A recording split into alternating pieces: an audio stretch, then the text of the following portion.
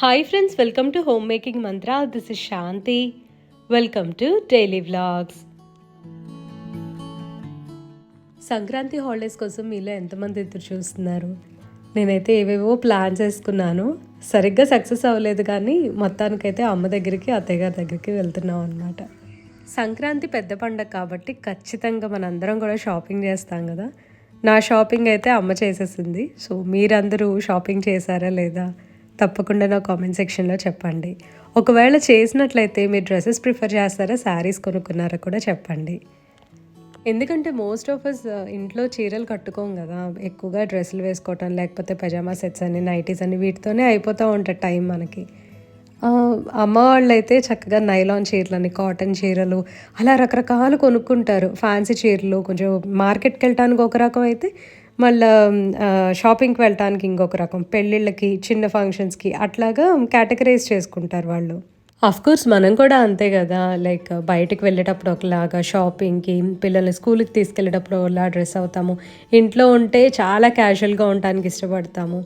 శారీస్ కట్టుకునే టైం ఎక్కడుందా అని ఆలోచిస్తూ ఉంటాం ఒక్కొక్కసారి. పండగలప్పుడు వేసుకుంటూ ఉంటాం, పూజలప్పుడు. ఇది తప్పించి నాకు ఇంకొకటైతే అకేషన్ తెలియట్లేదు. క్యారీ చేయగలిగినప్పుడు మాత్రము ప్రతిరోజు చీర కట్టుకుంటే చాలా అందంగా అనిపిస్తుంది. యాక్చువల్లీ చీర అసలు మన హెల్త్ కూడా మంచిది అని చెప్తారు.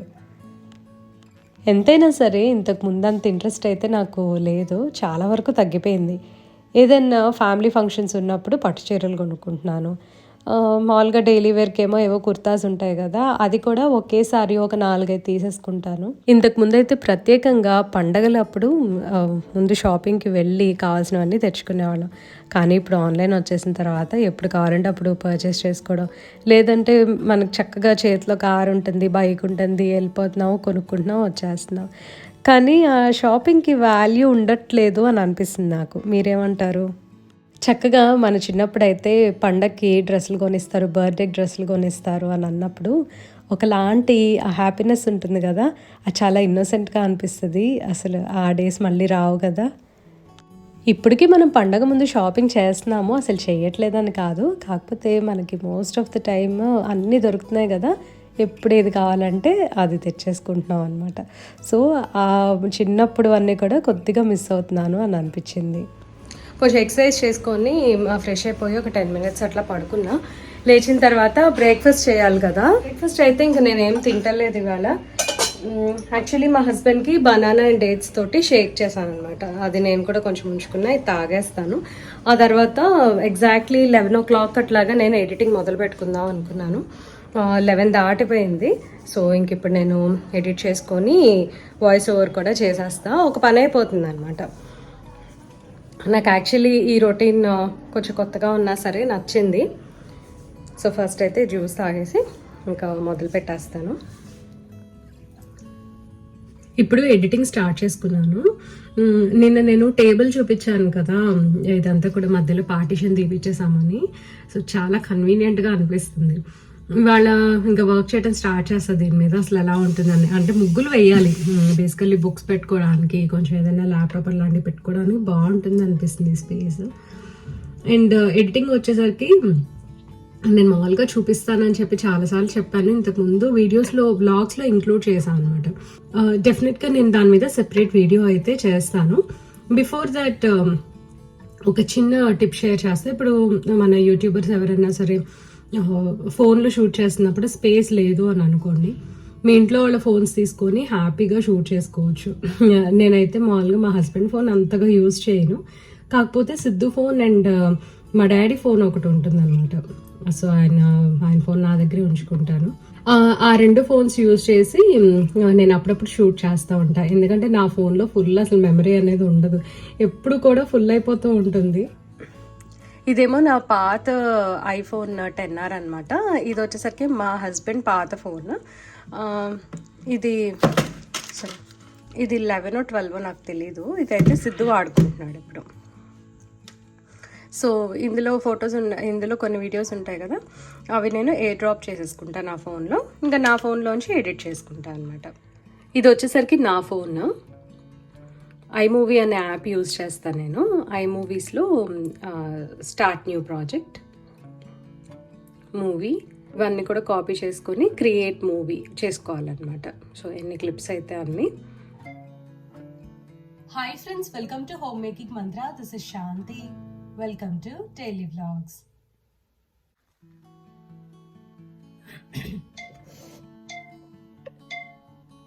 ధనుర్మాసంలో మళ్ళీ రీటేక్ అనమాట.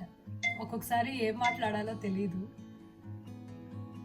సడన్ గా స్ట్రైక్ అవ్వదు ఏం చెప్పాలి అని. ధనుర్మాసంలో తెల్లవారుజామున పక్షుల శబ్దాలు, గుళ్ళో నుండి వచ్చే మంత్రాలతోటి ముగ్గు కంప్లీట్ చేశారు. మళ్ళీ పోయింది. ధనుర్మాసంలో ముగ్గులు వేస్తూ మళ్ళీ పోయింది. అసలు ఏం మాట్లాడాలో అర్థం కాదు. సీరియస్లీ ఇలాగే ఉంటుంది అనమాట. స్టార్టింగ్ ప్రాబ్లం ఉంటుంది. ఒక్కసారి కొంచెం 1 minute నేను వీడియో రికార్డ్ చేయగానే అక్కడ నుంచి ఇంకా ఆకుండా ఏదో మాట్లాడేస్తూ ఉంటాను. స్టార్టింగ్ ప్రాబ్లం ఎప్పుడూ ఉంటుందండి నాకు. ధనుర్మాసంలో తెల్లవారుజామున ముగ్గు వేస్తూ ఉన్నప్పుడు పక్కన గుళ్ళో నుంచి వచ్చే మంత్రాలు, పక్షులు,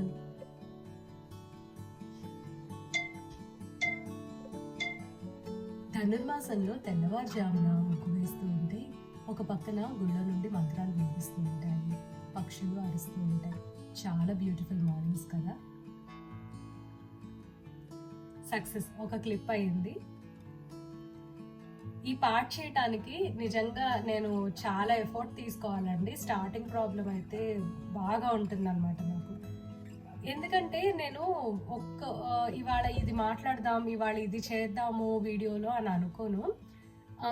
ఎక్కువగా లైక్ ఇప్పటికిప్పుడు స్పాంటేనియస్గా నాకు ఏది స్ట్రైక్ అయితే అది చెప్తాను. అంటే కొన్ని ఇంపార్టెంట్ టాపిక్స్ ఉంటాయి కదా, వాటి గురించి మాత్రం నేను అట్లా కాదు. అవి ఏంటంటే నా ఎక్స్పీరియన్స్ని బేస్ చేసుకొని ఏది మంచో అట్లా చెప్తూ ఉంటాను. కానీ డైలీ వ్లాగ్స్ అనేసరికి మనం ఇంట్లో చేసుకునే పనులే కదా. సో ఎక్కడి నుంచి మొదలు పెట్టాలి అర్థం కాదు. ఒక కవిత్వం లాగా చెప్పాలా, లేకపోతే అసలు ఏదో ర్యాండమ్గా నేను ముగ్గేస్తాను, నేను పొద్దున్నే లేచేసాను, ఊడ్చేసాను అని అంటే అదేంటంటే వినటానికి అంత బాగోదు కదా. సో స్లోగా స్టార్ట్ చేసి నైస్గా స్టార్ట్ చేస్తే బాగుంటుంది అని అనుకుంటా. ఎడిటింగ్ అయిపోయిన తర్వాత ఇంకా లంచ్ చేసేస్తున్నాను. మార్నింగే చపాతీస్ కూడా ప్రిపేర్ చేశాను అండి. మధ్యాహ్నం చేయాలి అని అంటే మళ్ళీ బద్ధకం. కూర కొద్దిగా మైక్రోవేవ్ చేశాను. అండ్ కొంచెము క్రాన్బెర్రీ జ్యూస్ సర్వ్ చేసుకున్నాను. ఇది చాలా బాగుంటుంది. క్రాన్బెర్రీ జ్యూస్ పుల్లగా తీగా టేస్టీగా ఉంటుంది.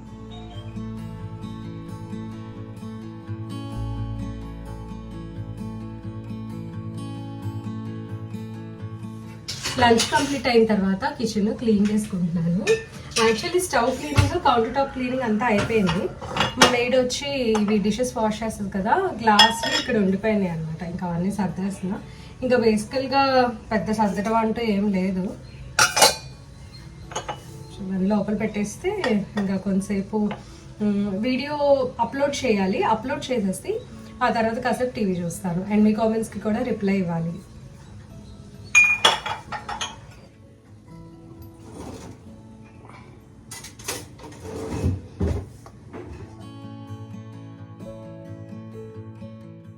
ఆల్మోస్ట్ పని అయిపోయింది. సిద్ధు వచ్చే వరకు కూడా కొద్దిగా రిలాక్స్ అవుతాను. సిద్ధు స్కూల్ నుంచి వచ్చిన తర్వాత తనకి బనానా అండ్ డేట్స్ తోటి ఒక మిల్క్ షేక్ చేసేస్తాను. స్నాక్గా ఫస్ట్ ఇది ఇస్తా, తర్వాత మళ్ళీ ఏదైనా అడిగితే అన్న చేసి పెడతాను.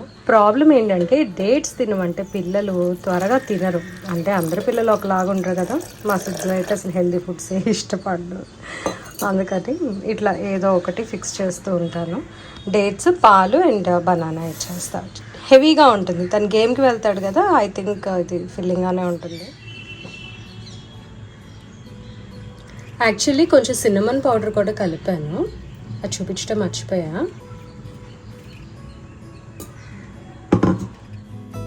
ఈ స్మూదీని ఏ టైప్ ఆఫ్ బనానాతో చేసినా సరే చాలా టేస్టీగా వస్తుందండి. డేట్స్ కంపల్సరీగా వేసుకోండి. ఈవినింగ్ బట్టలు మడత పెడుతూ లవ్ రెడ్డి మూవీ చూశాను. నిన్న అడిగాను కదా మిమ్మల్ని మీలో ఎంతమంది మూవీ చూసారు అని చెప్పి. ఐ థింక్ చాలామంది చూసినట్టు లేరు. నాకైతే కామెంట్స్‌లో ఏం రిప్లై రాలా. మూవీ స్టార్టింగ్‌లో కన్నా కూడా హీరోయిన్ వచ్చిన దగ్గర నుండి వాళ్ళిద్దరు మాట్లాడుకోవడం స్టార్ట్ చేస్తారు కదా! అప్పుడంతా కూడా నాకు చాలా నచ్చింది. కానీ ట్రాజడీ మూవీ అండి. బాధేస్తదనమాట లాస్ట్‌లో. నాకదొక్కటే నచ్చలేదు. సో, ఓవరాల్ మూవీ అయితే ఒక్కసారి చూడటానికి బానే ఉంటుంది. కానీ ఒక సాంగ్ బాగా వైరల్ అయింది కదా షార్ట్స్‌లో, అది బా నచ్చింది. బట్టలన్నీ మడత పెట్టేసిన తర్వాత నేను అరౌండ్ 5:30కి అట్లాగా వాకింగ్‌కి వెళ్తున్నాను. ఇంతకుముందు 6:10కి అట్లా వెళ్ళేదాన్ని. సిద్ధుని బ్యాడ్మింటన్‌లో డ్రాప్ చేసి నేను వెళ్ళేదాన్ని. కానీ ఇప్పుడు నా టైమింగ్స్ చేంజ్ చేసుకున్నాను. 5:30కి వెళ్తున్నాను.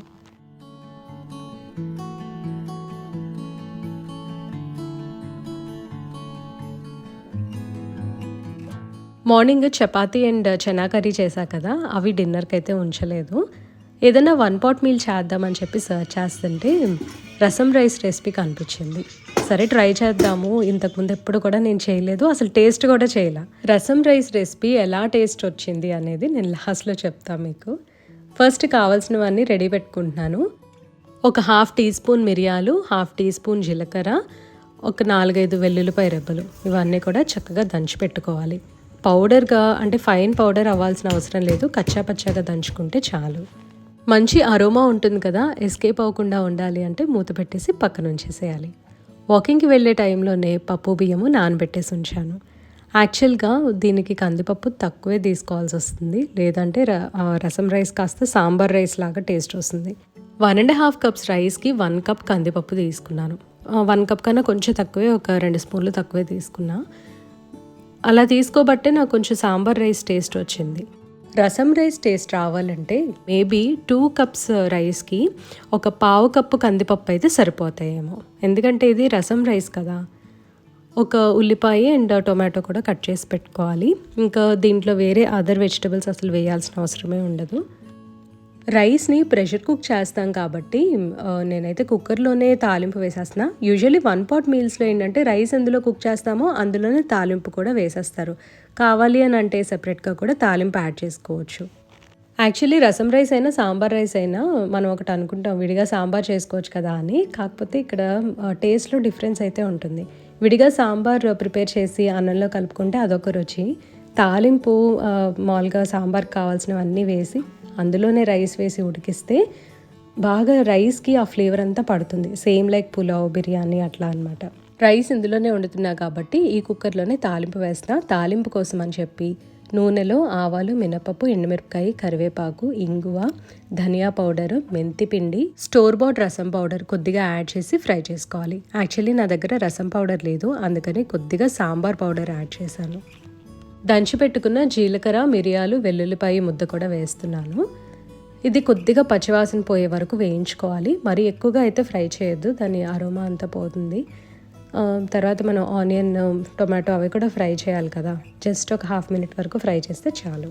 టొమాటోస్ అండ్ ఆనియన్ యాడ్ చేసి టొమాటోస్ మెత్తగా అయ్యే వరకు సిమ్లో ఫ్రై చేసుకోవాలి. మసాలా మాడకుండా చూడాలి. పచ్చిమిరపకాయ నేనైతే యాడ్ చేయలేదండి, ఒకవేళ మీకు ఇంట్రెస్ట్ ఉంటే యాడ్ చేసుకోవచ్చు. తగినంత పసుపు, ఉప్పు యాడ్ చేశాను. కొంచెం ఉప్పు ఎక్స్ట్రానే వేయండి, ఎందుకంటే ఇందులో రైస్ యాడ్ చేసి కుక్ చేస్తాం కదా.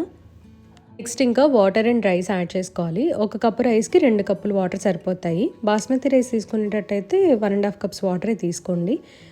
కొన్ని రెసిపీస్లో బాస్మతి రైస్ చూపించారు, బట్ వాటికన్నా కూడా సోనా మసూరి రైస్ తోటి ఈ సాంబార్ రైస్, రసం రైస్ బాగుంటాయి కదా. 1 కప్పు కందిపప్పుకేమో 2 కప్పుల నీళ్లు సరిపోతాయి అన్నమాట. కలిపేసి మూత పెట్టేయాలి. తర్వాత వాటర్ అన్నీ కూడా రోలింగ్ బాయిల్ అవుతూ ఉంటాయి. ఆ టైంలో ప్రెషర్ కుక్కర్ లిడ్ పెట్టేసి క్లోజ్ చేసి ఒక 5 to 6 విజిల్స్ వచ్చే వరకు ఉంచాలి. ఆ తర్వాత ఒక 5 మినిట్స్ సిమ్ ఉంచితే రైస్ చాలా మెత్తగా అవుతుంది. మనకి చిన్నపిల్లలకి గుజ్జుగా కలిపి పెడతాం కదా, అలా ఆ కన్సిస్టెన్సీ కావాలి అని అంటే ఇంకొంచెం ఎక్కువసేపు బాయిల్ చేసుకోవచ్చు. మెత్తగా అవ్వాలి అని అంటే ఒక 5-6 విజిల్స్ వస్తే చాలు. లాస్ట్లో చింతపండు పులుసు, కొత్తిమీర అండ్ నెయ్యి యాడ్ చేయాలి. చింతపండు పులుసు నేను ముందుగానే ఎందుకు యాడ్ చేయలేదంటే మనం యూజ్ చేసే వాటర్ని బట్టి రైస్ అనేది కుక్ అవుతూ ఉంటుంది. టామరిన్ జ్యూస్ కలిసినాయి అనుకోండి, ఒక్కొక్కసారి అసలు పప్పు అనేది ఉడకదనమాట. మా ఏరియాలో ప్రత్యేకంగా ఈ ప్రాబ్లం ఉంటుంది. నేను ఏదైనా ఆకుకూర పప్పు అది కుక్కర్లో పెట్టాను, పొరపాటున చింతపండు వేసాను అంటే కొన్ని రకాల ఆకుకూరలు అయితే అస్సలు కుక్ అవ్వవు. అందుకని చెప్పి నేను ఎప్పుడు కూడా చింతపండు లాస్ట్లోనే యాడ్ చేస్తాను. చింతపండు పులుసు యాడ్ చేసిన తర్వాత కొద్దిగా వాటర్ కూడా యాడ్ చేయాలి. చింతపండు యాడ్ చేసిన తర్వాత ఒక 2 to 3 minutes వరకు కుక్ చేస్తే సరిపోతుంది. సిమ్లో కుక్ చేసుకోవాలి. ఈ రైస్ని కొద్దిగా పల్చగా చేసుకుంటేనే బెటర్. ఒకవేళ ప్రిపేర్ చేసిన దగ్గర నుంచి ఒక 1 hour తర్వాత తింటున్నాము అని అంటే ఈ లోపు చిక్కబడిపోతుంది, అంటే బాగా గట్టిగా అయిపోతుంది. అందుకని పల్చగా ఉంచుకుంటే బెటర్.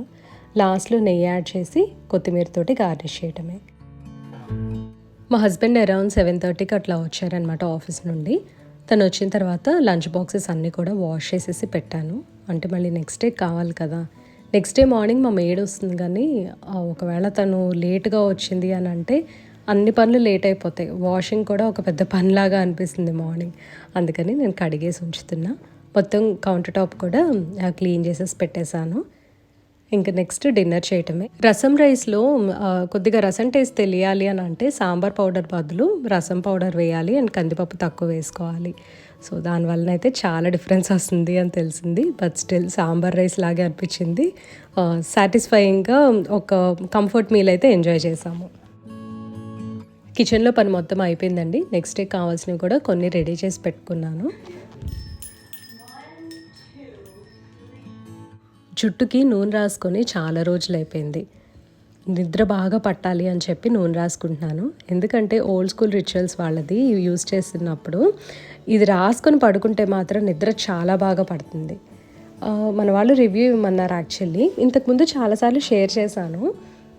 హెయిర్ ఫాల్ తగ్గుతుందా అంటే ఐ డోంట్ నో, కానీ బేబీ హెయిర్స్ వస్తున్నాయి, నిద్ర అయితే చాలా బాగా పడుతుంది. ఇది వాళ్ళ వెబ్సైట్లో అవైలబుల్ ఉందండి. అమెజాన్లో కూడా మనం పర్చేస్ చేసుకోవచ్చు. సో ఇదండి వాళ్ళ వీడియో. మీ అందరికీ నచ్చింది అనుకుంటున్నాను. నచ్చితే తప్పకుండా లైక్ చేయండి, కమెంట్ చేయండి, ఛానల్కి సబ్స్క్రైబ్ చేసుకోండి. Thank you for watching. Thank you for your time.